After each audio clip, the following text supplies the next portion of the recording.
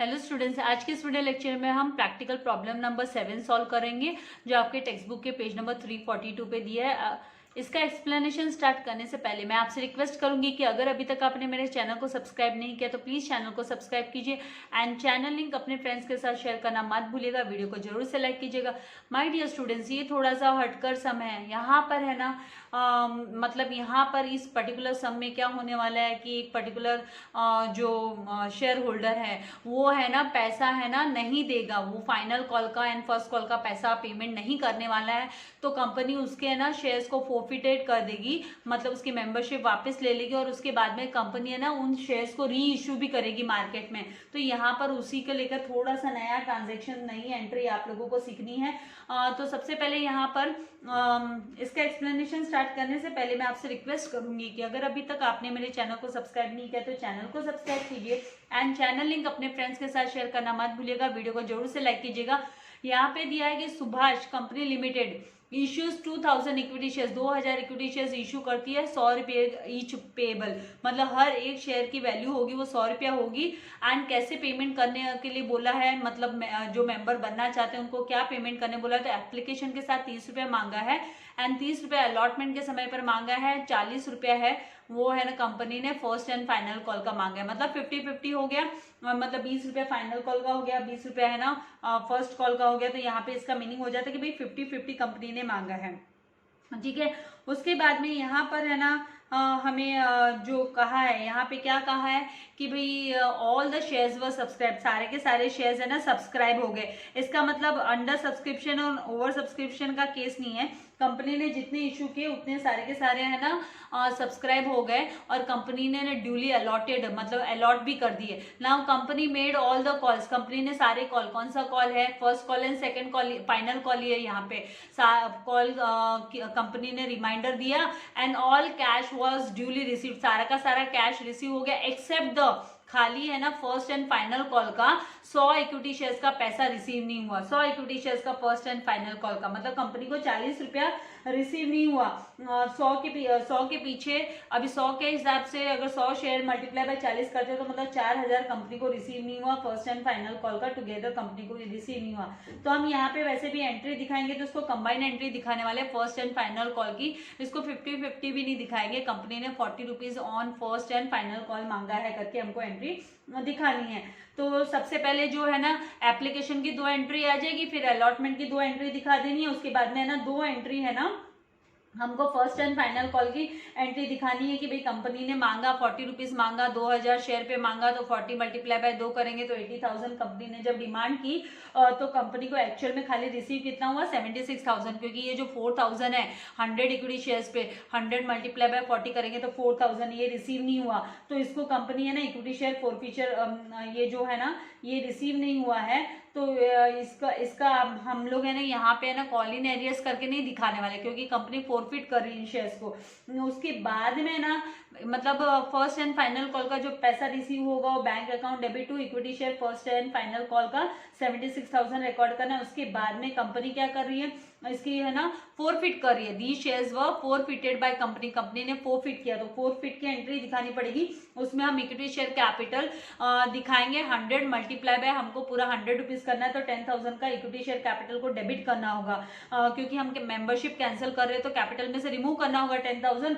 और उसके बाद में जो इक्विटी शेयर का जो फर्स्ट एंड फाइनल कॉल का मनी रिसीव नहीं हुआ है 4,000, उसको हमको 2 equity share first and final call करके क्रेडिट करना होगा। और उसके बाद में जो 6,000 जो रिसीव हो गया है वो हमको शेयर फॉरफीचर अकाउंट हम ओपन करेंगे, स्पेसिफिक अकाउंट ओपन करने वाले हैं। तो वहां पर हम उसको दिखाने वाले हैं कि भाई है ना 6,000 है ना शेयर फॉरफीचर अकाउंट में चला गया, नॉन पेमेंट वाला। उसके बाद में जब री इश्यू की एंट्री आती है कि कंपनी ने क्या किया, री इश्यू किया फुल्ली पेड, मतलब यहाँ पे कोई भी है ना एप्लीकेशन अलॉटमेंट वाली बात नहीं है। यहाँ पे है ना कंपनी 75 रुपये के हिसाब से है ना री इश्यू कर रही है शेयर को, तो मतलब 7,500 कंपनी को रिसीव होना है बैंक अकाउंट में कंपनी के 7,500। और उसके बाद में ये जो शेयर की वैल्यू कितनी है, तो शेयर की वैल्यू 100 रुपया है। तो कंपनी ने तो 75 रुपया ही मांगा है, तो मतलब 25 रुपया है ना वो है ना हम इक्विटी शेयर फॉरफीचर कर है ना हम रिकॉर्ड करेंगे 2500 का, 2500 का, क्योंकि 25 रुपया नहीं मांगा कंपनी ने, तो 100 मल्टीप्लाई बाय 25 मतलब 100 रुपया, ये जो 100 शेयर्स मल्टीप्लाई बाय 25 करेंगे तो 25 रुपया हम इक्विटी शेयर फॉर फ्यूचर करके डेबिट करेंगे, क्योंकि उसको एडजस्ट भी हमको फॉर फ्यूचर के अगेंस्ट में करना होगा। एंड उसके बाद में जो लास्ट जो एंट्री आने वाली है उसमें हमको है ना वो जो शेयर फॉर फ्यूचर का जो एक्चुअल मनी, क्योंकि अब क्या हो रहा है, अब है ना ये मतलब ये है ना फॉर फ्यूचर शेयर्स है ना वो री इश्यू हो गए हैं, जिनको फॉर फ्यूचर के वो री इश्यू हो गए, तो इस पैसे को हमको कैपिटल रिजर्व अकाउंट में है ना ट्रांसफर करना पड़ेगा। तो एक्चुअल में कितना कंपनी के पास फॉर फ्यूचर वाला मनी है, क्योंकि 2500 एडजस्ट होने वाला है, तो इन सबके एडजस्टमेंट में आपको दिखाऊंगी। तो एक्चुअल में 3500 का ही है ना बचेगा जो फॉर फ्यूचर का है, तो उसको हम कैपिटल रिजर्व अकाउंट में हम ट्रांसफर करेंगे, क्योंकि ये री इश्यू हो चुके हैं। तो ये सारे एंट्रीज टोटल मिला के है ना 9 एंट्रीज होगी। तो ये सारे एंट्रीज 1 बाय 1 मैं आपको एक्सप्लेन करने वाली हूँ। इसका अमाउंट कैलकुलेशन में जो है अमाउंट वो भी मैं आप लोगों को काफी डीपली एक्सप्लेन करने वाली हूँ। तो वीडियो को लास्ट तक देखिएगा, कॉन्सेप्ट्स को समझिएगा। मैंने फॉर्मेट रेडी रखा है, तो आइए हम सबको सॉल्व कर लेते हैं। सबसे पहले हम 100 रुपीज़ का जो बाइफर्केशन है कि भाई नंबर ऑफ शेयर्स है ना कितने इशूड हुए, जस्ट एक शॉर्ट वर्किंग नोट हम कर लेते हैं। तो वर्किंग नोट में issued number of shares is equals to, यहाँ पे सब्सक्राइब नंबर है इज इक्वल्स टू सब्सक्राइब किए हैं लोगों ने same equal amount of shares, subscribe shares है यहाँ पर।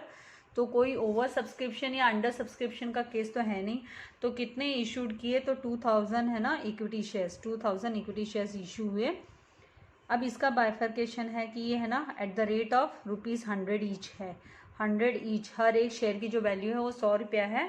तो 30 रुपया है जो वो एप्लीकेशन के टाइम पे डिमांड हुई है। तो एप्लीकेशन के टाइम पे कितना, ₹30, तो मल्टीप्लाई बाय 2000 करेंगे तो इस तरीके से अमाउंट की कैलकुलेशन क्विकली आप करके लेंगे तो आप लोगों के लिए इजी हो जाएगा। 60,000 देन मतलब यहाँ पे अब 2 एंट्री आएगी, एक आएगी अमाउंट बैंक अकाउंट वाली और एक है ना कैपिटल अकाउंट में, इसको शेयर कैपिटल में, इक्विटी शेयर कैपिटल में ट्रांसफ़र की एंट्री वाली।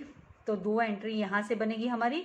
फिर यहाँ पर अलॉटमेंट को लेकर, अलॉटमेंट में कितने रुपीज़ का अलॉटमेंट का प्राइस है, तो 30 रुपीज़ मल्टीप्लाई बाय 2000 किया तो 60,000 है ना अलॉटमेंट के टाइम पे। तो यहाँ पे भी 2 एंट्री हमको कैलकुलेट करनी है, मतलब लिखनी है, जर्नल एंट्री फ्रेम करनी है।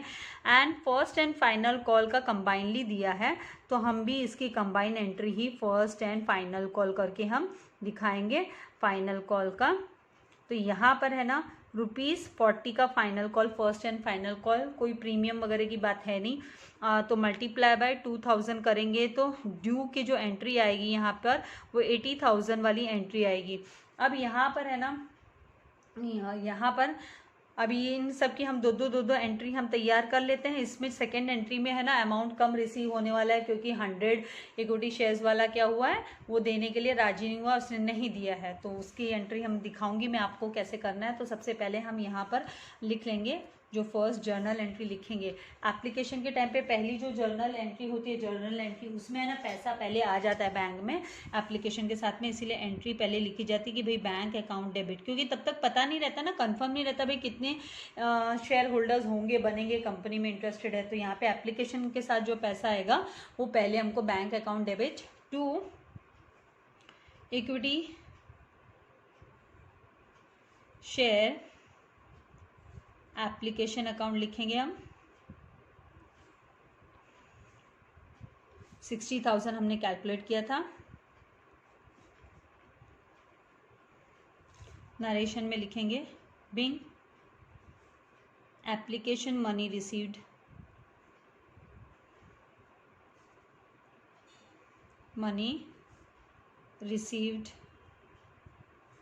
at the rate of ₹30 for 2000 equity shares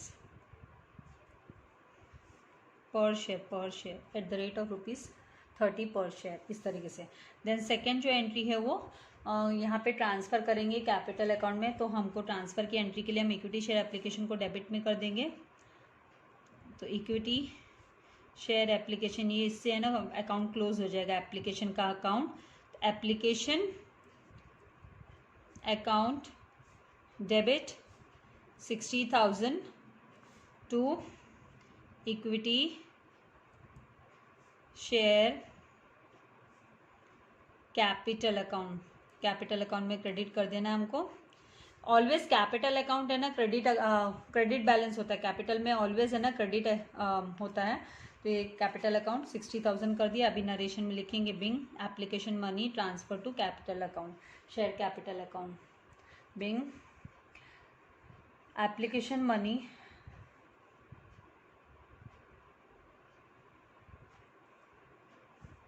money transferred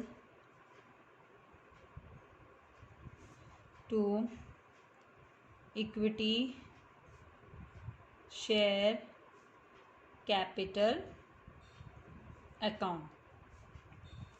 next अभी यहाँ पे थर्ड जो एंट्री आएगी वो अलॉटमेंट की। तो अलॉटमेंट की भी सेम अमाउंट की, लेकिन यहाँ पे पहले ना कॉल ड्यू की एंट्री दिखाना है हमको। तो हम equity share allotment account debit equity share allotment, ये है ना रिमाइंडर जैसे हो गया अकाउंट डेबिट। रिमाइंडर दिया जाता है भाई, अलॉटमेंट का पैसा मांगा जाता है, डिमांड की जाती है। तो इक्विटी शेयर कैपिटल अकाउंट। तो इनको ऐसे रहता है कि भाई हाँ, कंपनी को रहता है कि सबके सब जिन्होंने एप्लीकेशन दी, तो सीधी सी बात है वो है ना शेयर होल्डर बनना ही चाहते, तो वो पैसा दे ही देंगे। तो पूरा को पूरा 60,000 यहाँ पे, क्योंकि 30 रुपया की डिमांड हुई और 2000 शेयर्स पे यहाँ पे नरेशन में लिखेंगे बिंग अलॉटमेंट मनी का क्या हुआ, कॉल ड्यू की एंट्री हमारा allotment money on 2000 equity shares at the rate of ₹30 per share due. इस तरीके से हमको दिखा देना है। नाउ इसकी जो सेकेंड पार्ट होगा वो बैंक में पैसा आना। तो बैंक अकाउंट डेबिट, क्योंकि bank account always debit asset है ना, डेबिट टू, यहाँ पर हम लिखेंगे equity share allotment account, equity share allotment account. तो यहाँ पर 60,000 रिसीव हो जाता है अलॉटमेंट का पूरा। नरेशन में लिखेंगे being allotment money on 2000 equity shares at the rate of ₹30 per share received. इस तरीके से लिख लेना आपको। फिर नेक्स्ट जो फिफ्थ एंट्री होगी वो भाई फर्स्ट एंड फाइनल कॉल का ड्यू का होगा। पहले तो ड्यू की एंट्री दिखानी है, इसीलिए हम equity share first and final call account debit to equity share capital account. यहाँ पे कितना 40,000 2000 मल्टीप्लाई बाय 40 किया था हमने, तो 80,000 आ जाएगा। कैलकुलेशन मैंने आपको दिखाया था। नरेशन में लिखेंगे being first and final call, first and final call money on 2000 equity shares at the rate of ₹40 per share. 40 लिखना है आपको यहाँ पे, 40 पर शेयर, थोड़ा सा ओवर राइटिंग हो गया, पर शेयर ड्यू। ये ड्यू की एंट्री हो गई, पर शेयर ड्यू। बेटर काफ़ी अनटाइडी लग रहा है ना देख के, इसको ज़रा सा हम नीट कर देती हूँ मैं आप लोगों के लिए। तो बहुत अनटाइडी लग रहा है देख के, मुझे ही लग रहा है। इसी हम ही ओवर राइटिंग करने के लिए मना करते हैं, और जस्ट आप लोगों का वीडियो बहुत लेंदी ना हो करके 40 पर शेयर ड्यू। ठीक है। फिर यहाँ पर नेक्स्ट जो है वो हमको फिफ्थ जो एंट्री, सिक्स्थ एंट्री जो लिखनी है यहाँ पे, मनी रिसीव्ड का कितना पैसा रिसीव हो रहा है। तो यहाँ पे bank account debit to equity share first and final call. अभी यहाँ पे क्वेश्चन में बोला कि सबने ना दे दिया, खाली 100 शेयर की होल्डिंग वाले ने नहीं दिया, तो मतलब यहाँ पे नरेशन में होगा कि being first and final call money on 1900 shares पे ही रिसीव हुआ। 1900 shares at the rate of ₹40 received and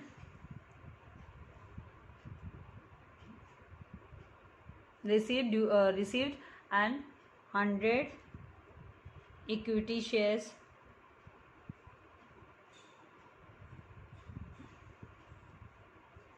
remained non paid. इनका पेमेंट नहीं किया, मतलब 100 वाले शेयर में पेमेंट नहीं हुआ, नॉन पेड रह गया, ये नॉन पेड करके आपको लिख लेना है।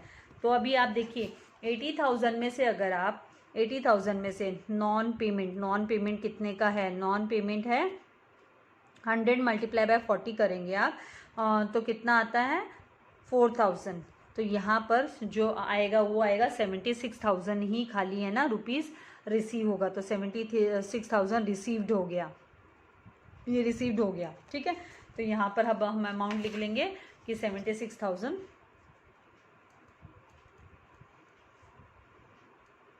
रिसीव हो गया है। इस तरीके से हमको लिख लेना। अब इसके बाद में नेक्स्ट जो यहाँ पे जर्नल एंट्री होगी, जो 7 जर्नल एंट्री है, यहाँ पे बोला कि उसके शेयर्स है ना, जो 100 शेयर की होल्डिंग वाले की, तो फोरफिट कर दिया। तो फोरफिट में क्या होता है, फोरफिट में मतलब है ना 100 शेयर होल्डिंग वाले की फोरफिट किया है, तो इसका मतलब हमको इक्विटी शेयर कैपिटल है उसको हमको डेबिट करना होता है। ऑलवेज हम क्रेडिट करते हैं ना, अब है ना फोरफीचर के समय पर है ना फोरफीचर की एंट्री हम दिखा रहे हैं, इसीलिए यहाँ पर हम करेंगे equity share capital account debit. अभी फोरफीचर का केस है, और कितने शेयर्स पे फोरफीचर का केस है, तो फोरफीचर के केस में आपका फोरफीचर में यहाँ पर आपको लिखना है फोरफीचर में कितना आपका अमाउंट है ना, फोरफीचर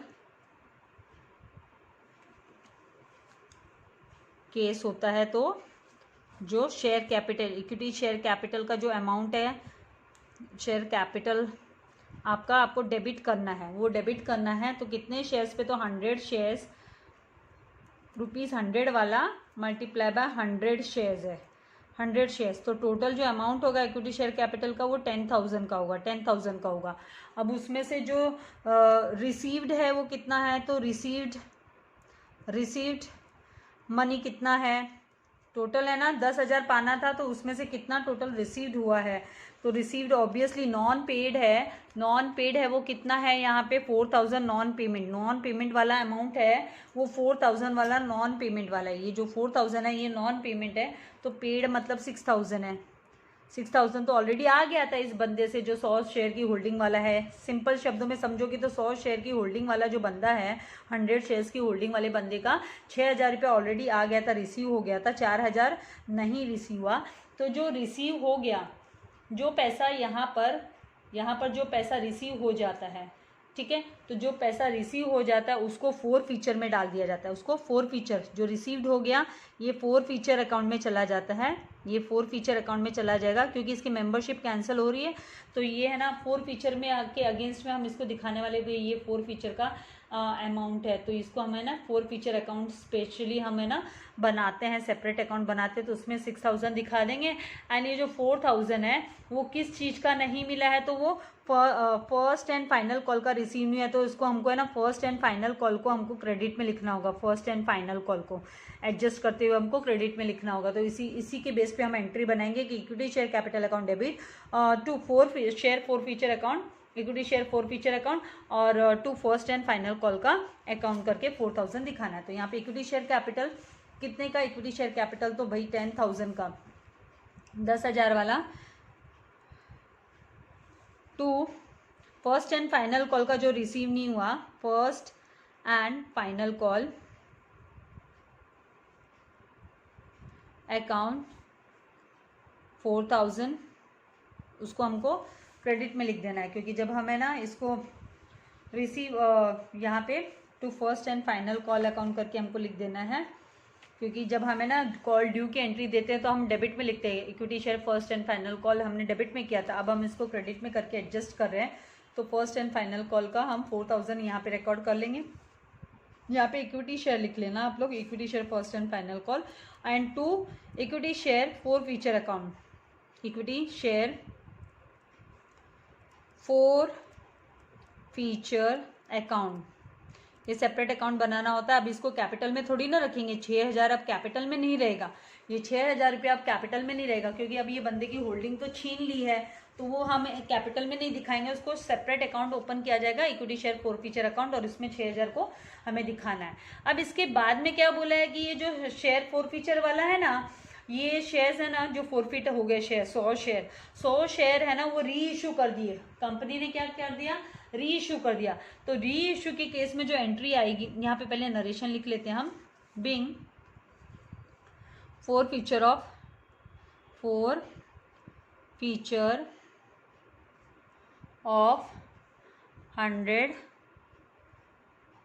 शेयर्स ड्यू टू, किसकी वजह से हुआ, तो due to non payment of, पेमेंट नहीं किया ना भाई, non payment of first and final call, first and final call. अभी नेक्स्ट क्या आएगा, जैसे मैंने कहा री इशू में, तो री इशू में यहाँ पे कंपनी को इंस्टॉलमेंट की फैसिलिटी नहीं दे रही है, तो यहाँ पे bank account debit, bank account, और कितने से डेबिट होगा, तो यहीं पे मैं आप लोगों को पेंसिल से बता देती हूँ कि है ना 75 रुपये में कंपनी, ₹75 में कंपनी शेयर है ना, वो है ना क्या करे, री इशू करे, री इशू, तो मल्टीप्लाई बाय कितने होंगे, इक्विटी शेयर्स है, 100 इक्विटी शेयर्स फॉर फ्यूचर हो रहे हैं, तो 75 रुपीज़ मल्टीप्लाई बाय 100 करते तो कितना आता है, 7500 आता है, 7500। अब ये बताइए वो जो शेयर्स है एक्चुअल में वो कितने अमाउंट वाला शेयर है, एक्चुअल में हम अगर उसके अमाउंट की बात करें, इसकी हम अमाउंट की बात करें यहाँ पर, तो ये कितने अमाउंट वाला शेयर है, ये शेयर है यहाँ पर, जो शेयर है वो 100 रुपये वाला शेयर है, कितने अमाउंट वाला शेयर है, 100 रुपये वाला शेयर है, 100 रुपीज़ वाला शेयर है। तो री इशू में हमको इसके है ना, आपको इसका कैलकुलेशन भी मैं दिखा देती हूँ कि किस तरीके से आपको करना है, कि अमाउंट रिसीव्ड ऑन री इशूड, जो फॉरफिटेड करने पे जो अमाउंट यहाँ पर आपको लिख लेना है, नोट लिख लेना है, कि भाई क्या नोट लिखोगे आप, जो वर्किंग नोट में नोट लिख लोगे कि अमाउंट, यहाँ पे अमाउंट रिसीव्ड ऑन री इशू करने पे कितना रिसीव हो रहा है, री इशू, अमाउंट रिसीव ऑन री issue of 100 forfeited shares is equals to 100 multiply by ₹75, तो 7500 का हुआ। लेकिन ये जो इसकी एक्चुअल वैल्यू थी, वो शेयर्स की जो एक्चुअल वैल्यू थी वो कितना, 100 रुपये वाला शेयर था ना, तो एक्चुअल में वो 100 रुपये वाला था, तो मतलब कितना कम भाव में है ना ये शेयर जा रहा है, तो ₹25 लेस में जा रहा है, तो ये जो लेस 25 रुपीज़ लेस है ना, वो लॉस है, लॉस ऑफ ₹25। कंपनी रिकॉर्ड करेगी इसको कि as a loss of ₹25, loss of ₹25 बोले तो 100 शेयर्स पे, ये 100 इक्विटी शेयर्स है, 100 इक्विटी शेयर्स पे मल्टीप्लाई बाय 25 रुपीज़ करते हैं तो आता है 2500 का लॉस हुआ है, कंपनी को 2500 का लॉस हुआ है। अब ये लॉस कंपनी कहाँ पे एडजस्ट करेगी, भाई कंपनी ने पहले है ना शेयर फॉरफीचर से, एक तरीके से मान लीजिए ये शेयर फॉरफीचर अकाउंट है, आपको जस्ट मैं ना रफली आपको दिखा देती हूँ कि ये जो है हमारे पास, जस्ट शॉर्ट में मैं आप लोगों को बता रही हूँ कि ये यहाँ पर हमारे पास शेयर फॉरफीचर का अकाउंट है, क्या है, इक्विटी शेयर फॉरफीचर का अकाउंट, शेयर फॉरफीचर अकाउंट है, शेयर फॉरफीचर ये कहाँ से बना रहे हैं हम, तो हमने शेयर फॉरफीचर का अकाउंट ओपन किया है। यहाँ पे देखिए हमने 6000 की जो एंट्री दिखाई है, यहाँ पे 6000 की हमने एंट्री दिखाई है इक्विटी शेयर फॉरफीचर। तो हम इक्विटी शेयर फॉरफीचर के अकाउंट में बाय इक्विटी शेयर कैपिटल है ना, हम 6000 रिकॉर्ड करेंगे, क्योंकि 6000 है ना हमने दिखाया है फॉरफीचर का। तो हम यहाँ पे लिखेंगे बाय इक्विटी शेयर, यहाँ पे हम लिखेंगे बाय इक्विटी शेयर। ये तो मैं आपको समझाने के लिए एंट्री बता रही हूँ, क्योंकि यहाँ पे कोई एंट्री बनाने नहीं बोली है हमको, मतलब इसकी लेजर बनाने नहीं बोली, लेकिन मैं आपको जस्ट दिखा रही हूँ। इक्विटी शेयर कैपिटल हमारे पास है ना फॉरफीचर अकाउंट में आया, कितना आया, तो 6000 है ना हमारे पास इक्विटी शेयर फॉरफीचर में आया। अब ये जो लॉस है ना, री इशू के ऊपर जो लॉस हो रहा है, जो री इशू के टाइम पे ये जो लॉस हो रहा है ना 2500 का, ये 2500 का लॉस है, ये भी हमको क्या करना होगा, इसको पहले तो हम है ना 2500 को हम इक्विटी शेयर फॉरफीचर के इसमें ही हम इसको एडजस्ट करेंगे, इक्विटी शेयर फॉरफीचर में ही एडजस्ट करने वाले हैं इसको। तो उसके लिए हमको यहाँ पे क्या लिखना होगा, यहाँ पे जब हम लिखेंगे तो हम लिखेंगे इक्विटी शेयर फॉरफीचर, क्योंकि लॉस है, ये लॉस है equity share forfeiture account share forfeiture. जब कंपनी ने मेंबरशिप छीन ली तो 6000 का कंपनी को क्या हुआ था, फायदा हुआ था, वो कंपनी के लिए प्रॉफिट हो गया था।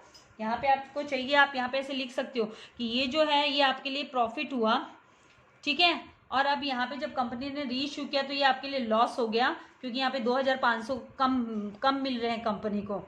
री इशू करने पे 2500, उसकी जो एक्चुअल वैल्यू है 100 रुपया, लेकिन कंपनी 75 रुपया ही डिमांड कर रही है, तो 2500 है, ये लॉस हुआ, इसीलिए हम इक्विटी शेयर फॉरफीचर में उसको एडजस्ट करेंगे, उसका जो पहले प्रॉफिट गेन किया उसी के अगेंस्ट उसको एडजस्ट करेंगे। और यहाँ पे लिखेंगे to equity share capital account. तो यहाँ पे टोटल कितना हो गया, 10,000 आ गया। यहाँ पे लिखा जाएगा बिंग री इशू वापस से इशू कर दिया, मतलब कंपनी ने 100 forfeited shares at the rate of ₹75 पर शेयर। तो अब ये ना मैं आपको वो लेजर में दिखाती हूँ इसको, तो उस लेजर में हम लिखेंगे, तो हम डेबिट साइड में टू शेयर कैपिटल 2500 रिकॉर्ड करेंगे, टू शेयर कैपिटल यहाँ पर हम रिकॉर्ड करेंगे, to equity share capital account. ये तो जस्ट रफ वर्क मैं आपको दिखा रही हूँ 2500 का। अब आप देखिए ये तो हो गया, अब इसमें देखिए क्या फ़र्क आ रहा है। ये जब आप अकाउंट को क्लोज करते हो लेजर अकाउंट को, अभी भी इसमें ना अमाउंट बचता है, कितना अमाउंट बचता है, 6000 में से 2500 माइनस करेंगे तो कितना होता है 3500। अब ये कहाँ जाएगा, तो इसको अब है ना कंपनी ने री इशू कर दिया है ना, इसीलिए जो 3500 का अभी भी है ना नेट प्रॉफिट है, फॉरफिटेड करने की वजह से कंपनी का नेट प्रॉफिट रह गया है, तो वो नेट प्रॉफिट है ना वो हम टू कैपिटल रिजर्व अकाउंट में उसको हम ट्रांसफर करेंगे। अब कैपिटल, क्योंकि ये री इशू हो चुका, तो इसको कैपिटल रिजर्व अकाउंट में हमको ट्रांसफर करना होगा। तो इसकी एंट्री क्या बनेगी, share forfeiture account debit to equity share forfeiture account debit to capital reserve account, equity share forfeiture account debit to capital reserve account. तो 9th एंट्री जो आएगी यहाँ पर इक्विटी शेयर, क्योंकि बैलेंस अमाउंट अभी कैपिटल रिजर्व में हमको दिखाना होगा, equity share forfeiture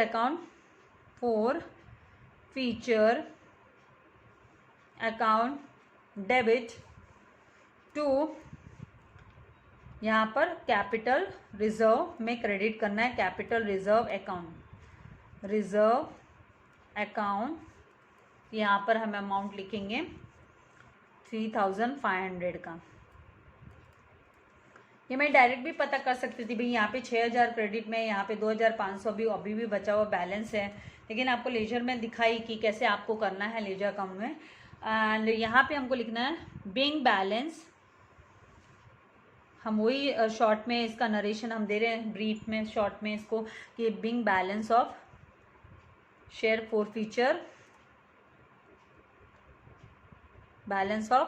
forfeiture account transferred to capital reserve account, capital reserve account. इस तरीके से आपको करना है। आपको चाहिए तो आप इसकी स्क्रीनशॉट ले लीजिए।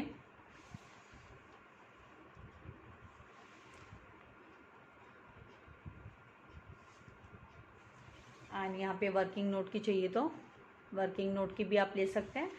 एंड ये नोट आपको याद रखना है कि अमाउंट इस तरीके से आपको दिखाना है। तो आई होप आपको कॉन्सेप्ट क्लियर हो गया है। एंड नेक्स्ट वीडियो में मैं आप लोगों के लिए इसका जो लास्ट प्रैक्टिकल है मैं वो लेकर आऊँगी। तो तब तक के लिए आपको चैनल को अगर सब्सक्राइब नहीं किया तो चैनल को सब्सक्राइब कीजिए एंड लिंक को अपने फ्रेंड्स के साथ भी शेयर कीजिएगा। Thank you very much. God bless you all dear students.